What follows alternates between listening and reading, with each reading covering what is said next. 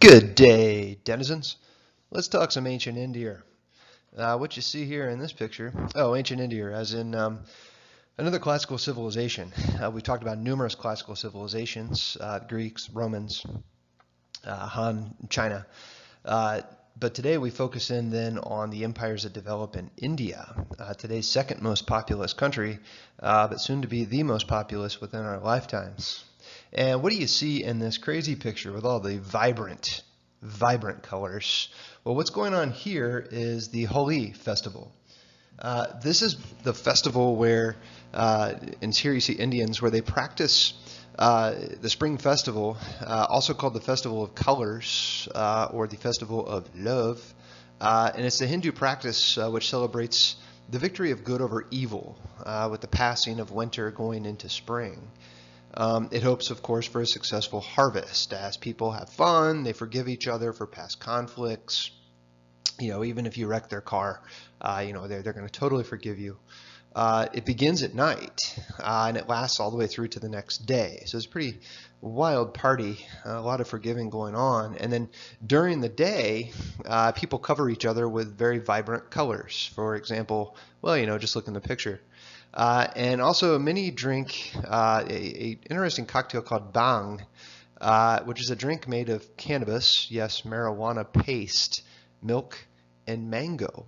And there are actually communities in the United States as well, Indian communities that also celebrate Holi.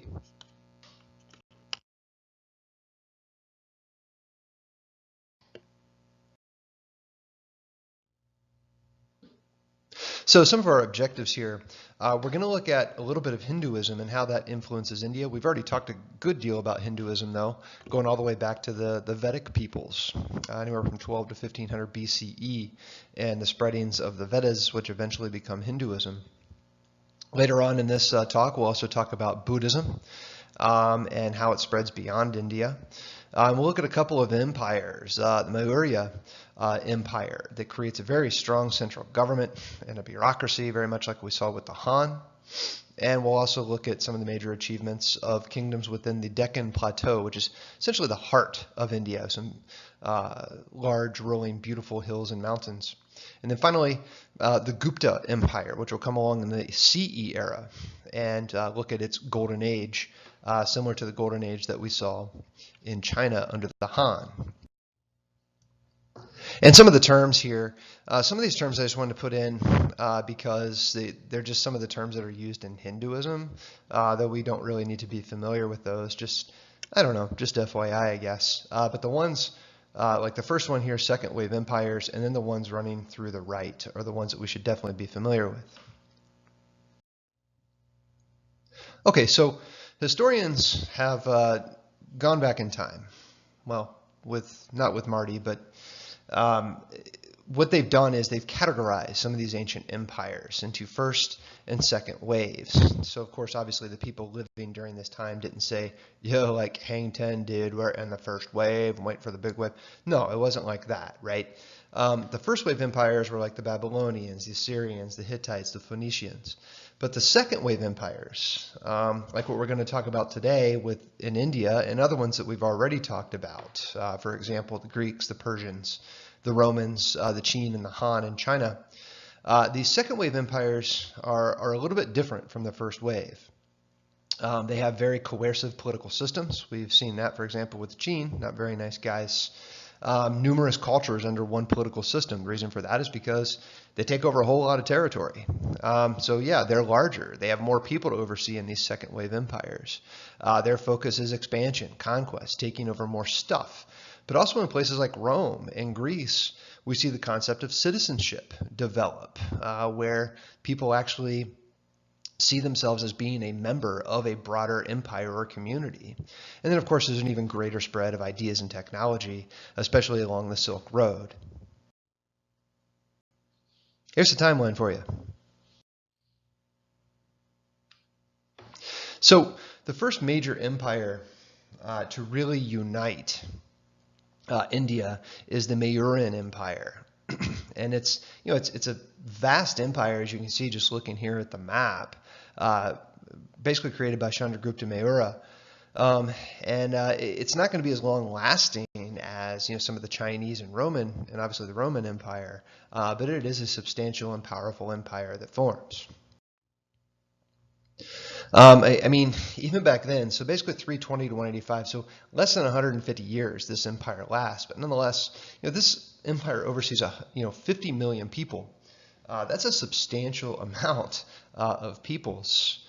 And what the Mauryan Empire does is they actually create their own political handbook, kind of like a football coach would have his own playbook. The Arthashastra,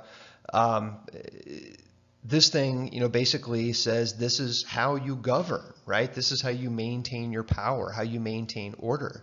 And this was passed down to various kings over the course of the empire. And the guy who really forged this was Chandragupta Maurya. And this guy was a very powerful guy, powerful military leader, and he's going to oversee a very successful empire. And a big reason why he was able to form his empire, if you look at the start of this empire, it's around 321.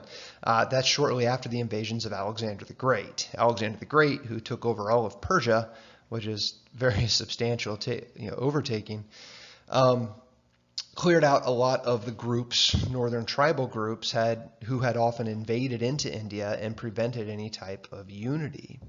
And once the Mauryans come together, I mean, they'll have schools and libraries, palaces, temples. It's a very serious empire and very powerful empire. And really, in the heart of the Ganges Valley, and then moved up throughout northern India. And then, the heirs to Chandragupta, his son, his grandson, are going to continue to then move into South and Central India as well and make a rather formidable empire. And there he is, Chandragupta Maurya. The guy was effective and efficient, but he was also pretty darn harsh. And we saw this, for example, in China under the Qin Empire with Shi Huang. But nonetheless, this guy had his own brutal secret police. They would report, back to the emperor about what's going on in the provinces and things like that. He had obviously provinces very much like the Han had or the Romans had. So yeah, I mean, they have a very well organized bureaucracy as well. We talked about this with the Han. You create this bureaucracy, these bureaucrats who work for the government, and that helps them to maintain order. And you have royal officials supervising things like road construction, shipping, constructing harbors, things like that. And like we saw with the Persians, who, are roughly at this time as well, shortly after this time, but they're still considered second wave, dividing the empire into provinces. And the idea is that you can have tax collection, you can have easier law enforcement, you can have people in charge. And it was the state, the government, that actually owned factories and shipyards. So basically it was the state that essentially ran really the modes of production. This guy himself, Chandragupta Maurya, he's kind of an interesting cat. First of all, the city wall of his capital, the city wall had about 530 towers and about 64 gates. That's a big old city. But he built himself, well, not him personally, a massive palace with hundreds of beds, and he never slept in the same place twice. Dude was a tad paranoid. He had his own food testers taste everything that he ate, and created, the first ever secret police to keep him from being assassinated.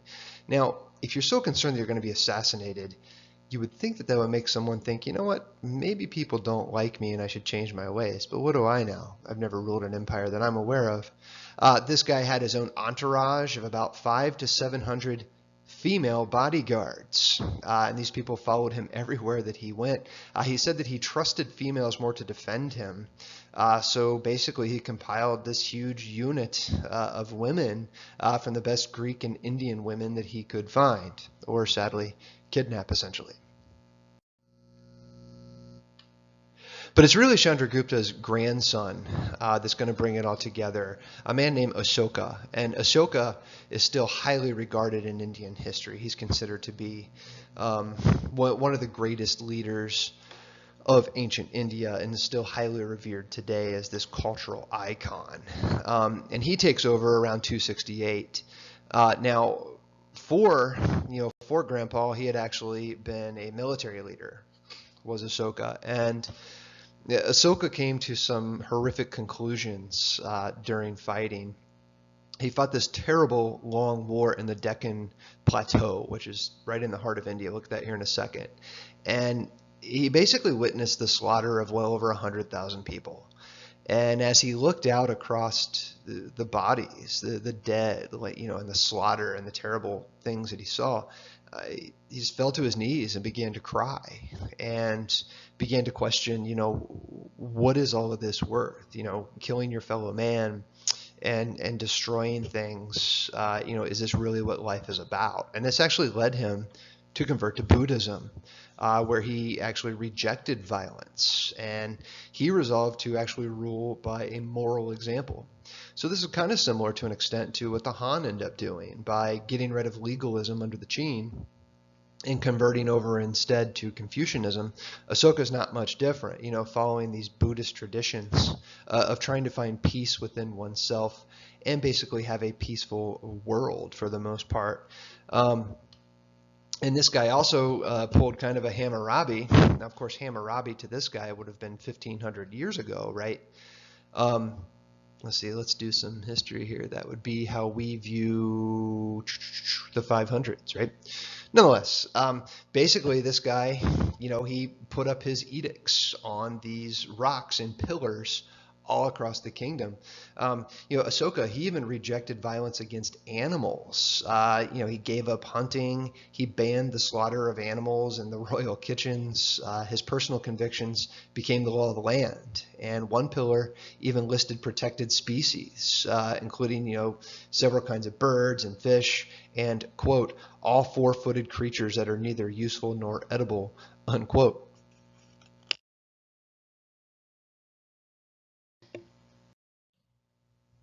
So under Ahsoka, as I said, we have all of these pillars that he would put up with Buddhist sayings, but also, the laws of the land and to rule peacefully. And here are some of the, here, for example, there on your right is an example of a pillar still standing. You can go to India and see that still today. But yeah, he ordered that these huge pillars be erected and have Buddhist teachings inscribed on them. But at the same time, good old Ahsoka, he also understood the power of the almighty dollar, not dollars as in like dollars, but money. So he constructed a bunch of roads. He created rest houses for travelers or traders, people bringing in stuff, but also for missionaries on the move as well to spread Buddhism all across India and even down into to the south into Sri Lanka. But at the same time, this guy also preached tolerance for other faiths, similar to the way perhaps of the Persians. And here you see another cool set of pillars, and that's just a cool picture. But nonetheless, you can still go to India today and still see the remnants of Ahsoka's rule. Well, just prior to the Mauryan dynasty, in South Asia, India essentially, we start to see the growth of cities. And a lot of authorities begin to focus on things like sanitation. And once authorities begin to focus on sanitation, that means things are cleaner. That means people actually get to live.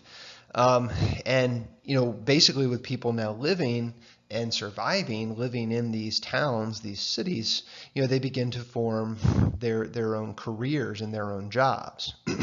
And then when workers from the same field would get together, they would form these things called guilds. A worker guild is basically a group of artisans, which is someone who specializes in a particular craft. And these guilds also operated just to protect the artisan's interest. You would form a guild to try to protect prices so that you're not undercutting each other, but also to protect your own business, to make sure that someone is not coming in and shutting you down, or trying to some outsider from a different village or town, city might come in and try to compete with you. basically you would team up and make sure that you put that competitor out of business. So guilds are pretty serious business, and we'll see them also form in Europe. And we also see a lot of new professions emerge. People making tools and pottery and jewelry, textile making, cloth or clothing, metalworking, things like that. And even though, India is Hinduist, and we talked about, Ashoka spreading Buddhism, but this is just before that, and two, Hinduism is still going to remain very much prominent, there is still actually social mobility because the economy is booming, because of, the development of these cities and, the allowance of merchants to come in. Even if you are a quote-unquote untouchable and stuck in the bottom, you can still at least have some social mobility in terms of wealth. Now, of course, if you're an untouchable, you're not going to receive any respect. As a matter of fact, the dirtiest jobs in any type of town, waste removal, things like this, trash removal, those will always go to the untouchables, including even removing cows. In India, to this day, cows are allowed to roam free. And we'll check out a video clip on this. But once a cow dies and is lying there, it's the untouchables' job to remove the cow. But ironically, too, the untouchables being Hindu, they're allowed to, but not allowed to actually consume the cow, which is strictly forbidden, obviously, in Hinduism. But obviously the untouchables don't have access to food. So this allows them to have food, but it also diminishes their status, if that's possible, even more in the eyes of the other castes. But nonetheless, over the course of time, individual lives and fortunes will become more uncertain with more competition. But as these villages form and guilds form, indeed, this gets the economy overall going. But, once Ashoka dies, the Mauryan power is going to decline. The Mauryans begin to fall apart. Rival princes battle each other all across India. And the reality for India is it very rarely in its history has it been united. It's a difficult place to unite. It's not only is it culturally diverse, but it's geographically diverse. It's simply not easy to unite this place. And people of the north and the south of India have long been separated by cultural differences. It's very much the same today in Italy. When Italy was united back in the middle of the 19th century CE, that was one of the issues, that the north and south were very different. Or the United States, right? These differences north and south, but differences regionally, culturally can prevent countries from being united or empires. And of course, the other issue is always the foreign invaders. And we'll see that here in a second with the next empire, the Gupta. You can see here the beautiful Deccan Plateau, the rolling hills and the mountains. So you can just tell by the geography that this would be a difficult place to unite. But in this area, you actually had some women who actually enjoyed a higher economic status and who were allowed to hold jobs, something we're not accustomed to seeing in numerous of these empires, and quite a few of these empires. But let's talk about the golden age of the Gupta. The Gupta, the term Gupta actually comes from the Sanskrit term Goptri, which means protector or governor, one who oversees. And about 500 years after the Mauryans, going into the CE era, the Common Era, about 320 to 550, we see the development of this Gupta Empire. And once again, they're going to unite much of India. And these emperors are going to develop a very strong centralized government, but at the same time promote peace and prosperity. And the Gupta are going to have one of the greatest eras in terms of a golden age in Indian history. So just like the Pax Romana in Rome, their great age of discovery and invention and people living, relatively speaking, happily, or the Han with their golden age. Same thing happens in India with the Gupta.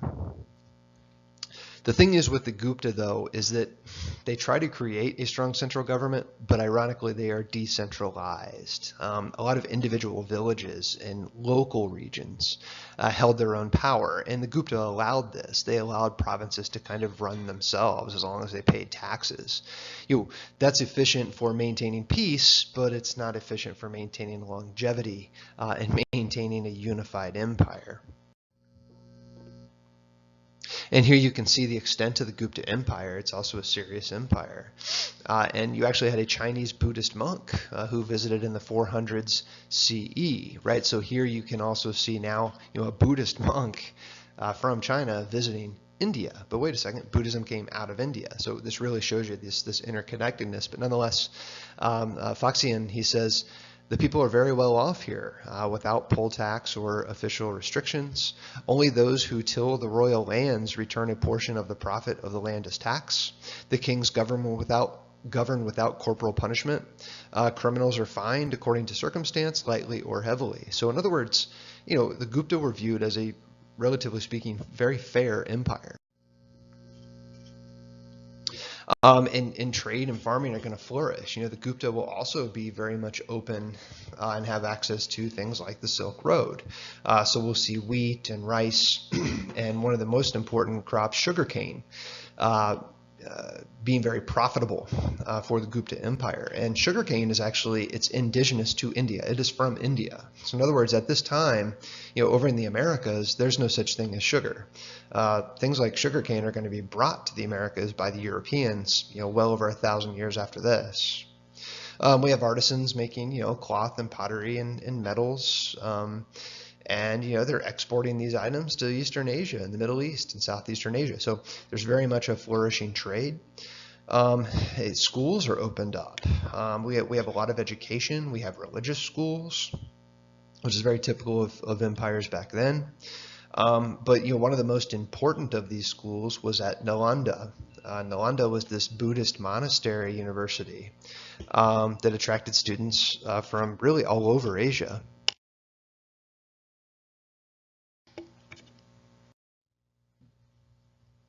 And at Nalanda, you can see here, it's a little bit bigger than this because it's kind of fallen apart over the centuries. But nonetheless, you would learn mathematics and poetry and things like this at this university. And Nalanda, the term itself actually means no end in gifts or charity without intermission. In other words, always receiving the gift, in this case, the gift of learning. And talking about the advances in learning, simple systems of writing numbers developed under the Gupta. For example, these things we call Arabic numerals. You may write with those every single day, I would think, perhaps even hope. They're called Arabic numerals, but wait a second, you might say, wait a second, Arabs are Middle East, not India. This is true. But actually, those came out of India. They were called Arabic numerals because it was the Arabs who were further on the move and translated, well, first of all, they adopted those numbers to use them for their own trade. And then because they traded and traveled so widely, and they were using them, more people came in contact with Arabs, so they began to call these Arabic numerals as opposed to what they should be called Indian numerals or Gupta numerals, I guess, if you want to be really specific. Nalanda numerals? Double N? I don't know. Under the Gupta, they also originated this concept of zero and the whole idea of decimal systems based upon 10. You have doctors actually using vaccinations 1,000 years before the Europeans do it. And here you can see, all the great, developments, classifying diseases, finding plants to try to heal people. The decimal system, pi, coming out as in the mathematical formula, not like blueberry. And also art, all kinds of carvings. And here, for example, you can see this really cool carving of the Buddha. And the Buddha, Buddhism also really begins to flourish during this era as well. The Buddha, who, by this point is, 700 or 800 years ago, Buddhism really takes off because he's seen as the one who brings this inner peace after having reached nirvana. So basically then in India, we have this kind of social stratification and these two, in a sense, competing religious faiths. You have Hinduism, which is creating what you see here, this hierarchical casting system, but also Buddhism is sort of in a way competing with this. Well, the caste system essentially creates this kind of social stratification.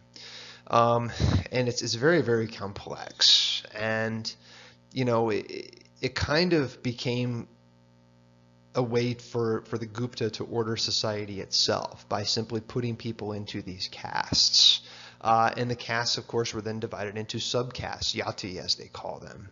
And the yati would then form their own courts through which Indian society was regulated if there was no government, right? So basically, if you're in a lower caste, the government's not going to step in. It's going to be the higher caste that is going to deal with you, for better or worse. Indian families tended to associate closely with other families involved in the same occupations as themselves, but also the same caste. And here you see a really cool structure, something called a stupa. A stupa is actually the Sanskrit term for a heap. And in a stupa, this is where you would go to worship the Buddha. And typically in these stupas, you would have a relic of the Buddha, perhaps a body part of his, like a tooth, which I'll talk about here in a second, or some type of clothing, or something representing the Buddha.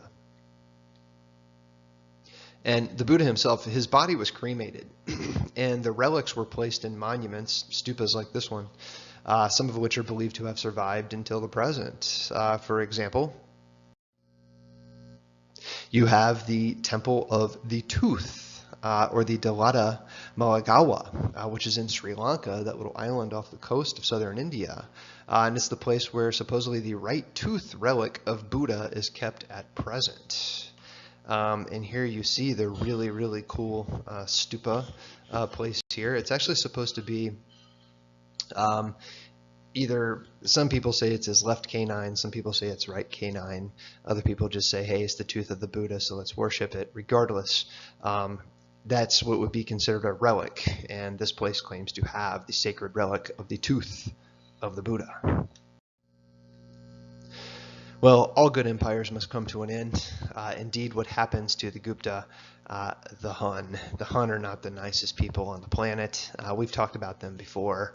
They are not friendly. And by the 400s, the Hun, under leadership of people like Attila the Hun, drive empires like the Gupta into disarray. And basically, the empire falls apart and separate Hindu kingdoms emerge across India.